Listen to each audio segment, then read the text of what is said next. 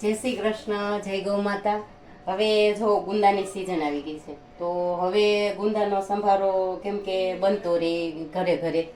તો જો અમારે અત્યારે ગુંદાનો સંભારો બનાવવાનો છે, તો ગુંદા સિકાસવાળા હોય, તો એના માટે આપણે છાશમાં બાફીને તો એની સિકાસ વહી જાય. એટલા માટે અમે છાશમાં ગુંદા બાફી અને પછી સંભારો બનાવીએ. તો હું બનાવું છું, તમે વિડીયો જોતા રહેજો.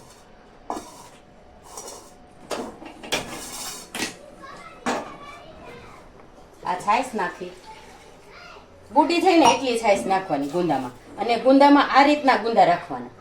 તમારે એને ગુંદા નહીં તમે ફોડો ને તોય ચિકાસ વહી જાય.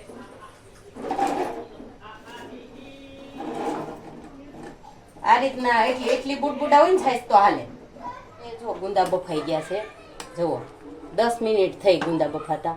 અને હું કહેતા ભૂલી ગઈ છું કે જે કોઈને હળદર પસંદ હોય ને એ હળદર નાખીએ કે બાફવામાં, પણ મને હળદર ન ગમે, મને આ લીલા ગુંદા ગમે, એટલા માટે મેં હળદર નથી નાખી. હળદર ને મીઠું નાખી દેવાય. પણ હવે જો ગુંદા બફાઈ ગયા છે, અને હવે આપણે ગુંદામાંથી ઠળિયા કાઢી લેવું અને આમ એક સાઈડ મેલતા જાવું. જુઓ, કેમ કે આમાં ચિકાસ નો રહે, છાશમાં બફાય ને એટલે.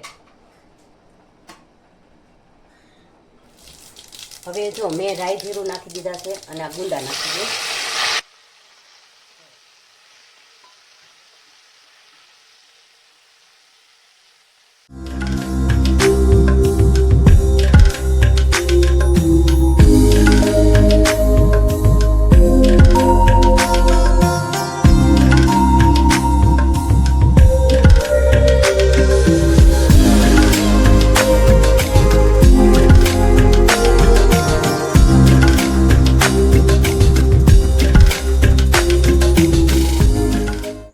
હવે જો ઉપરથી નાખી મેથીની ભૂકી. આ સંભારો તૈયાર. જુઓ, બહુ સરસ લાગે.